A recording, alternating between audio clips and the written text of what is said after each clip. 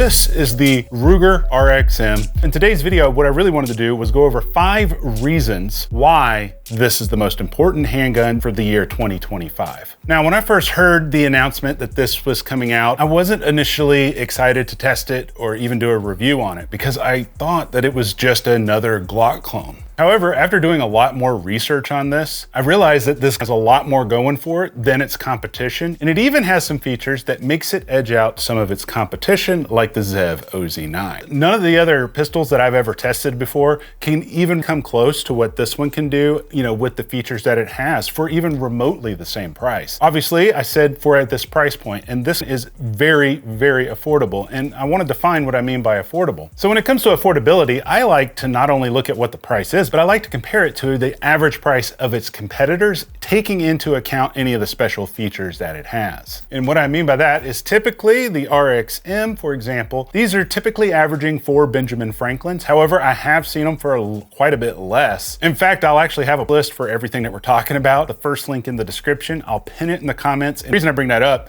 is I didn't get this sent to me by Ruger. I don't know anyone at Ruger. This was sent to me by a third party called FDC. We'll talk about them later in the video, but that's important because over there, that thing was like 3 Benjamin Franklins plus 2 Andrew Jacksons. If you get my drift. Also, if you guys could do me a huge favor, I'm pretty sure you're tired of hearing people asking for this, but if you like these videos, I'd greatly appreciate it if you watch the videos from start to end, maybe share them with a friend, do whatever you feel, but any of those indicators will help these videos, especially if you subscribe. Now, I know 400 bones doesn't sound like it's very affordable, especially when you compare it to something like the PSA Dagger. However, the RXM has a few things up its sleeves that no other Glock clone has. And which brings me to reason number 1. You simply get more for the money compared to other Glock clones. A good example of that would be if we were only comparing the PSA Dagger to this one and what all is included with it. On paper, depending on which variant of the Dagger you get, these are virtually the same exact price. Depending if there's sales and stuff, but on average, they're about the same exact price. The PSA Dagger only comes with 1 Magpul magazine in the box. That's it. This one comes with 2 Magpul magazines. This one has suppressor height sights, and this one has suppressor height sights. However, the suppressor height sights on here have a tritium vial in the front sight. And the next thing that this one has that most other polymer pistols don't have is a really good modular optics system. This modular optics system is very similar to that on the Springfield Echelon, as well as Strike Industries. I don't know how many of you guys have played with their Glock slides, but they have a Glock slide that's very similar as well. And essentially, when you look at the optic footprint, there's all these holes on the tops, and it comes with all these little pins that insert into the holes. And depending on which optic you have, you can move those pins to different locations so that they act as recoil lugs, holding the optic in place, and they put it over the correct thread holes so you can secure it down. And what that does is it creates a direct slide to optic mounting solution that doesn't lock you into one footprint. So for example, on the Daggers, these are optics ready from the factory. However, you can only get them in one footprint or another. You can't make them modular. Speaking of modular, that brings me to number 2, which is these are modular, meaning you can swap out the grips and the slides and make them different sizes. Prior to the RXM coming out, the only real modular Glock clone that we had access to that had any type of availability was the ZEV OZ9. And as I mentioned earlier, these are roughly 4 to 5 times more expensive than the RXM. However, the problem with Glocks that are modular is they're not as good as other pistols that are also modular. Let me explain what I mean. So in order to understand why Glock isn't the best platform to be modular, we need to kind of look at a couple of pretty good modular pistols. We got the SIG P365X Macro, and we have the Springfield Echelon right here. And as you can see, this Springfield Echelon has an aftermarket grip on it. The biggest benefits to a modular pistol is you simply get what they call a fire control unit. This one is a blank one that's made for a P320. What makes this great is this is the serialized portion, so you only have to do 1 FFL transfer, and this part here is classified as the gun. Both of these have a type of fire control insert in them. And so what that allows you to do with these 2 pistols is you can change not only the size of your grip, but you could also put different length slides on it. As an example, on this one, it has a shorter slide than what the length of the frame is. And because of that, I'm able to put a comp on it, and it's able to be flush with the dust cover on the frame. Now, the cool thing about the P365, or I guess you could say the P320s, even though I don't trust any of these with my life, is they did a very good job at developing an ecosystem for them of grips and different slides and all of that stuff. Now, on the other hand, although the Echelon has all the same capabilities as the P365, the biggest downside to the Echelon is you can't find any of these slides separately, not yet at least. The only problem with this is if you want to do, say, a shorter slide and do a flush compensator with these, you're gonna have to get two pistols and take the slide from one. It's kind of annoying, to be honest. I don't know when they're gonna start releasing different slides and stuff, but that would be great. Now, the reason that these two are able to accept different size slides and Glock technically isn't, or has a more difficult time with it, is because all of these were designed originally to have different length slides. And what I mean by that is if you look at this locking block right here, this is where your barrel lugs, and that little crack right there, they interface with this center portion here. And if you look, this is the front rails. The distance from here to here is the same across all different slide lengths, all different frame lengths. Now keep that in mind because that's going to be very important as we start looking at Glocks. So the biggest reason why Glock isn't a great modular platform has to do with that same concept. These are Gen 5s, with the exception of the Glock 26, which is a Gen 4, but it doesn't matter. The biggest issue is you'll notice that all of these locking blocks have a different distance from where it interfaces with the barrel all the way out to where the front of the rails are. And the reason that that is important is, technically speaking, you can actually put a Glock 26 slide onto a Glock 19 or a Glock 19X frame, and it will function and cycle rounds. The problem is because the rails are so far forward on the 19 frames versus the 26 frames, you can't get it to cycle far enough for this to lock open on the last round. And the same thing applies to putting a 19 slide onto a 17 frame. It won't cycle far enough to lock open because of the distance of the locking block from the front rails. Let's be honest, if this would function, this would be a really cool setup, right? You could actually have a 19 slide on a 17 frame, have your compensator, and it's all flush, nothing's hanging off the end, and it would be really cool. But as I mentioned, it won't come back far enough to lock open.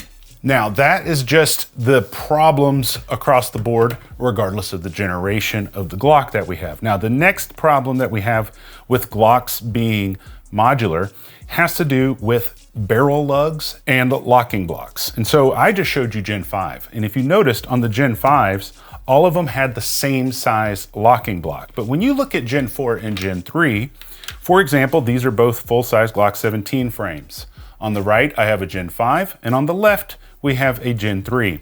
And you'll notice that this portion in the center where the barrel interfaces is a lot larger than where the barrel interfaces on the Gen 5. And that's because the lugs on the Gen 3 and Gen 4 are much larger than the lugs that are on the Gen 5s. Why does this matter? The reason that that matters is when it comes to guns like the Ruger RXM or even the Zev OZ9, and we will talk more about the Zev OZ9 here in a little bit. The problem with both of these, because they both have a fire control insert, the distance from the locking block to the end of the rails here is all gonna be a predetermined length. You could take these out and put them into a different size frame, but the distance from the locking block here to the front rails always remains the same. The second problem is when Glock went from Gen 3 to, say, Gen 4, you'll notice that the front of these dust covers here are different sizes. On Gen 4 and Gen 5, this cutout here is a lot larger than the cutout right here. And that's partially because they changed the design of their guide rods. And so what that means is both of these Glock clones are based on a Gen 3 footprint, especially when it comes to the slide profile. For example, if you want to put a Gen 4 slide on here, it's not going to fit because this front cutout is a lot larger than right here. There is a couple of workarounds for that. I know Lone Wolf has a couple of frames where they have an insert right here that can be removed, and you can use either Gen 3, Gen 4, or Gen 5. And so because of those things, the biggest problem with having a modular Glock comes down to, yes, you can get different sized grips, but you can't easily do different length slides on them. Here's a couple of examples. Magpul has recently said that they're going to come out with a longer grip version of this, which would basically give it like a Glock 17 length grip. They're not out yet, but they will be soon from what they say. And let's say you have the RXM and you're like, you know what? I want to convert it to be a full-size pistol, not just like a 19X where it has a compact slide and a full grip. You want the full enchilada. The problem with just going out and getting a Gen 3 Glock 17 or Glock 34 length slide to try to put on here is in Generation 3, as I mentioned earlier, their full-size barrels had larger locking lugs that were made for a much larger locking block. And so because this one doesn't have a compatible locking block, if you try to put a full-size 17 slide onto a 19 frame, that barrel is going to get bound up and good luck getting your slide off. I mean, it's possible, but it's really difficult. And so what you kind of have to do, you have to do a workaround where you swap out your Gen 3, Gen 4 barrel for a Gen 5 Glock 17 barrel. I know this is really complicated, right? So you're like, okay, problem solved. I got a Gen 5 barrel. It will work great with this locking block.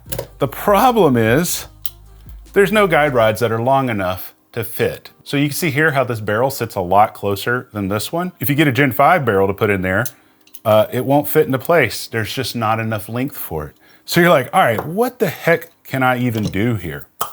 There's really only one option to put a full-size slide onto a Glock 19 fire control module. Your only option at this point is to get a Glock 19 long slide. And there's only two that I know of. I will have information over at the parts list about them and where to get them and stuff. You get a Glock 19 long slide, and then you got to find a Glock 19 long barrel or a Gen 5 17 barrel. That will work just as good. I have confirmed that. The reason that the 19 long slides work and the 17s don't is you'll notice they shortened the reach of the recoil spring so that the recoil spring can actually fit. So it's essentially a Glock 17 length slide that has a shortened area for the guide rod. And so when you have something like that, you technically can have a full-size Glock 17, especially if you can get the full-size grip with the full-size slide that still uses the pattern of the distance of the rails to the locking block. And the most interesting part about this is a Glock 19 long slide is exactly what Glock came out with when they came out with the Glock 47.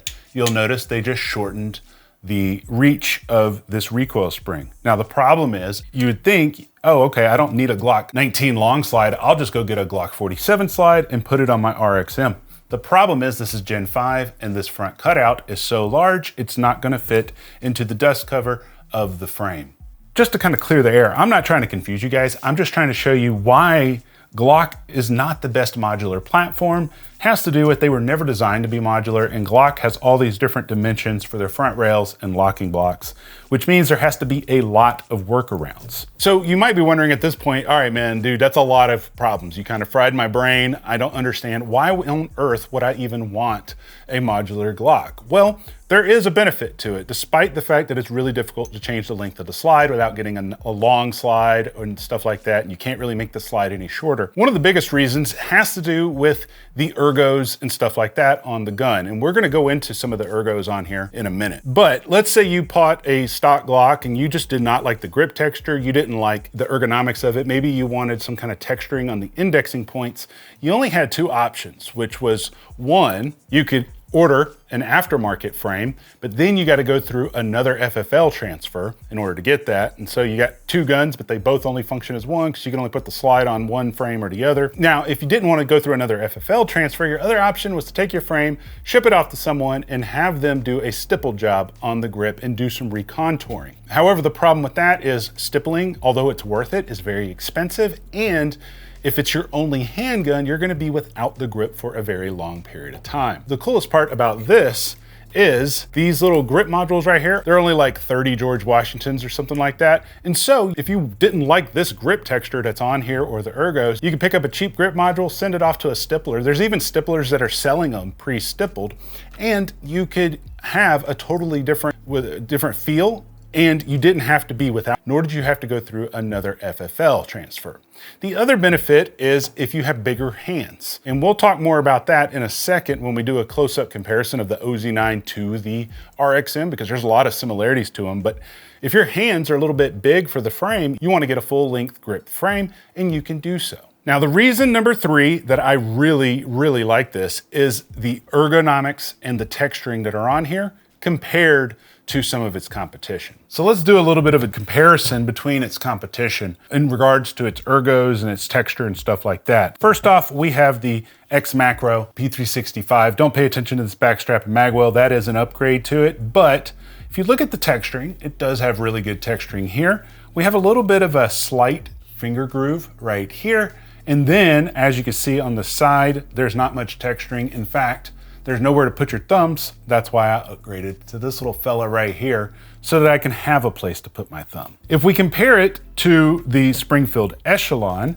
for example, and the only reason I have it like this is I don't feel like taking the fire control unit out of this grip module, but the factory grip module doesn't need this band on here. I just put it on there to play with it. But this one has phenomenal texture. It has interchangeable back straps. And the same thing with the SIG, they have interchangeable back straps. However, this guy does not. So that's important to note. And then this one has really good thumb support right here for helping a place to index and mitigate recoil. And this one is double undercut, whereas neither of those two are. I really like that a lot, but this one, I really like the texturing that's on here. I like that it has this little knuckle right there. And I like that they took the texturing up a lot higher than other guns. And I like that they put the thumb ledges with an indent on both sides. The other cool thing about this is it fits every single Glock 19 holster I have. You know, in the past, when I've had other aftermarket frames, especially back in the Polymer 80 days, they wouldn't fit any of my holsters. But this one, this is a holster that is designed to not have a light on it. And that's the real test. This is my Tier 1 concealed holster. Love these to death. I do have a that saves a little bit of muchachos off of it. So if you're interested, that'll be at the list. But it works with every single Glock holster that I have. And that's a big deal because if you already own a Glock or some kind of Glock variant and you have holsters made for it, you want to make sure that it fits the holsters that you have. Reason number 4 why I think this is one of the most important pistols has to do with aftermarket support. If we were to compare this to the other two most modular pistols that are available, being the Echelon and the P365 or the now cursed P320, although this has a ton of aftermarket support, it doesn't have as much as the Glock. And this one hardly has any aftermarket support compared to this one or the Glock. And the reason that's important is when there is more competition for aftermarket parts, the prices aren't as expensive. And speaking of aftermarket parts, let me show you a couple of the key differences between the ZEV OZ9 and the RXM, and then we'll talk about a really cool aftermarket upgrade for either one of them. So if we were to compare the RXM to the ZEV OZ9, what's interesting is there's a lot of similarities and there's a lot of differences. Number one, both of these have a frame insert. The difference is the frame insert on this one, which I'll take them out and show them to you in a second. But this one, the frame insert is actually attached to the dust cover. So your frame comes all the way out. One of the downsides of that is you can't change the length of it to accommodate, say, a full-length slide or anything like that, you know, without it hanging off and all that. You can't make it flush, and nor can you shorten it. Now, this frame insert is not attached to the Picatinny section. As you can see, this is all just one long continuous piece. And on the RXM, it goes from back here just to the front of the rails. The other similarity between both of these is the length of the grip. One of the problems that I've heard people complain about with the RXM is they don't like the length of the grip right here, and totally understand where they're coming from on that. For example, this is an aftermarket Glock 19 frame. Don't pay attention to this magwell because that makes it look longer, but when I put my hands on here, you can see my pinky doesn't fall off the bottom of the grip, nor does it fall off any other Glock 19 style grip. However, with these two, I don't know why, but both of them have a shortened grip. So if we look at the RXM, you can see how much your pinky starts to fall off. And then on this one, it does the same thing, but because they have a magwell on them, it kind of pushes your pinky back up. And I actually really do like it like that because you're able to really get a tight grip on it. And so everyone is highly waiting for the full-size grip to come out because they want a little bit extra length. And as of right now, as far as I know, there's only one aftermarket company that is making magwells for these to kind of help with that issue. I don't know how good they are or how well they attach, because with most grips, especially with Glocks, there's usually like a little channel right here that the magwell can go into and lock into, or there's like a pin right here that holds it in place. I don't know how they're able to attach these aftermarket magwells. Haven't tested them yet, but we will test them in future videos. The other difference between these is, although these are both based on Gen 3s, the mag release on here does come from a Gen 4. This one comes from a Gen 3, and I've heard a lot of people complain about that. One way you can eliminate that, if you're handy with a Dremel, you can just mark out where you need to cut. Just cut that out to the right dimensions for this, and you can put a Gen 4 mag release in there. And the reason that you could do that is these grip modules are only like 30 bucks. So if you screw it up, it's not the biggest deal in the world. I actually have an extra one right here. This is a same exact size, it's just a different color. I might experiment with that on this frame. The other biggest difference between the RXM and the OZ9 is the way you disassemble them. On the OZ9, there's simply one pin that you drive out with a punch and the entire frame comes out. So once you drive that out, this thing simply pops up. And you can see how this whole thing works. It has an integrated trigger housing as well. So the only parts that are removable are like your takedown right here, your trigger bar and trigger, your slide stop, slide release is removable, but the actual housing for your trigger is molded into the actual frame. I was just editing this video and I realized that I misspoke about this trigger housing on the ZEV OZ9. The trigger housing on here isn't actually molded into the frame. It's actually, this is like a chassis that holds the trigger housing. So it's using a standard Gen 3 Glock trigger housing. In the aftermarket Glock world, there are trigger housings you can get that have over travel stops and some other upgraded enhanced features. And because of that, you could actually get those trigger housings, drop them into the ZEV frame. But I just wanted to give you a heads up that I misspoke when I said that this trigger housing was integrated into the frame itself. A couple things I've noticed. There's this weird little spring or something like a spring that's right here. This thing can jump out and it's easy to lose. Thankfully, Ruger has an entire page on their website dedicated to replacement parts for this, and they're very inexpensive. This one, if you remember, we looked at the ZEV a minute ago. All of the parts are removable from this one. So even this trigger housing is removable, but the problem is this trigger housing is proprietary, meaning you can't take any other trigger housing and put it in here. I have heard there are some small companies that are coming out with like 3D printed ones that supposedly improve it. I don't know. That's just kind of how it is. And it's using a standard Gen 3 trigger and trigger bar. Now, the other way that the ZEV and the RXM are very similar, Icarus Precision makes grips for both of these. And I've done many videos on Icarus Precision in the past, mainly on the P365's X Macro. I have done a video on the one for the OZ9. I swapped out the slide because this slide doesn't match this frame very well, but they have all these different colors. This one doesn't include a magwell because it simply adapts the magwell that comes with an OZ9. You just pop that off and it pops onto this frame. And they make them both in 19 length grips as well as full length grips if you want to run Glock 17 magazines.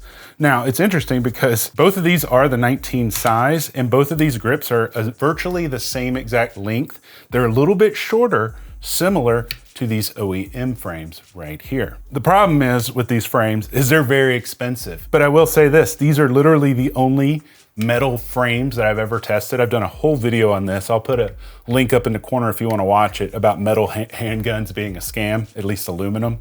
And these, although are aluminum, because he adds so much grip texture and ergonomics and good thumb ledges like up in here where you can mitigate recoil. Although I haven't shot this one yet on the RXM, every single grip module I've ever gotten from him has been pretty much spot on in regards to helping me mitigate recoil, get faster follow-up shots and stuff like that. But I did want to show you this because we will be testing this in a future video. So if you're not subscribed, make sure you are so you don't miss that video. And reason number 5 that this is the most important handgun of the year is the price. As I mentioned, these typically range for 4 Benjamin Franklins, but I've seen them for about 60 George Washingtons, less than that at other places, which I'll have more info about. And that's really a good idea because the cheapest I've ever seen an OZ9 for is like 1,100. You could literally get 3.5 of these for the same price as one OZ9. But it makes you wonder, who is this actually for? If you're someone that already has something like a PSA dagger, for example, would you want to get something like that? And I would say this, if you were the kind of person that's like me, who likes to tinker, kind of likes to play with things and be like, hey, what would happen if I put this slide on it with this grip, stuff like that, then you're gonna love this, because it's like Legos, but for Glocks. You know, kind of like an AR-15, but for Glocks. And it's a lot easier to swap out, like I said, your grip sizes and stuff like that. So these are a very affordable way to be able to tinker instead of going and spending the money on something like an OZ9. However, although these are really affordable, it's really easy to make these very expensive. As you saw with the Icarus Precision grip, I believe that grip costs more than this entire gun, but it's your money, you do what you want with it. So what are the downsides to this guy, right? Like we've sung its praises. You know, we talked about the downside of Glocks having limited modularity, but are there others? One of the biggest downsides that I've noticed myself, as well as seen online, is the trigger feel on it. The trigger, the wall is really far forwards compared to other Glocks. Other Glocks have a little bit more take up before you hit a wall. And because that wall is a little bit far forward and the brake is a little bit back here, when you go to pull the trigger, there's quite a bit of a gap between where the wall is and where the brake is. And when I first got it, it had a lot of stutter in between those 2 points, and it still does. And there are ways to kind of fix that. I had the exact same problem on my OZ9 when I first got it. In fact, I have a complete video going into detail about it. If you just go to my channel and search OZ9, you'll find it. But this trigger was atrocious in that thing. And the only way I fixed it was with a upgraded connector. And I had to go through 4 or 5 different connectors to find one to fix the OZ9. The OZ9's trigger was way worse than this one was out of the box. But people do complain about that. The other problem people have with it is the chambered round indicator on the barrel. If you look at the top of it, it's got a little notch cut out. And a lot of people don't like that because I haven't really had a lot of experience with those, but a lot of people say that it sprays carbon up onto the glass of your red dot. Best way to fix that is to get a barrel replacement. And there's plenty of barrels that are out there that are less than one Benjamin Franklin. I'll have more info at the parts list on where you can find that stuff, but that is a concern for some people. Now, we already touched on this one, but the length of the grip, a lot of people don't like. However, Magpul did say they're coming out with a full-size grip as well as a Glock 26 size grip as well, but none of those have dropped yet and people are anxiously waiting for them. A lot of people don't like the fact that they're using the magazine release from the Gen 3 instead of the Gen 4, and I can kind of agree with that, but at this given price point, it's hard for me to complain about that. However, you can Dremel one out and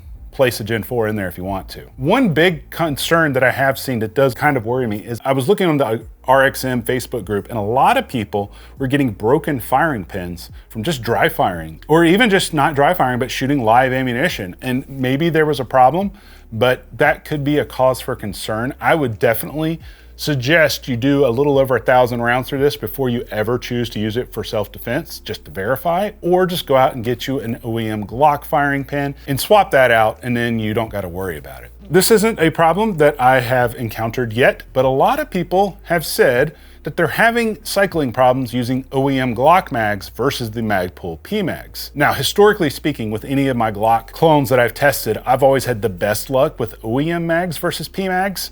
However, it kind of makes sense when you consider that the grip was designed by Magpul. They probably made it where it works with their magazines more so than OEM Glock, but we'll test that and have that in an update video coming very soon. So after all of that, why is this gun the most important handgun of the year? Number one, it gives you the modularity of the ZEV OZ9 while coming in at the price of the PSA Dagger. It gives you the best of both worlds. And for that, I would have to say that this is the most important handgun of the year because it's going to force other companies to start upping their game, not only with lowering prices, but bringing more features to their platforms at those given price points. But speaking of Glocks, if you are interested in learning more about upgrades on Glocks and what are the good ones and what are the bad ones, I highly recommend you go check out this video right here because I go into a lot of detail about that. But let me know your thoughts down below. And until next time, I love you and you guys stay sexy.